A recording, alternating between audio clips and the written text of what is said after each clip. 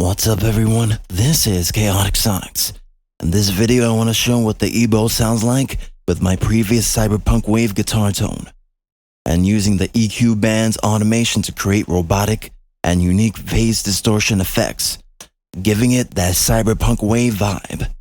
Check out this video if you're interested in recreating this guitar tone. The link will be in the description.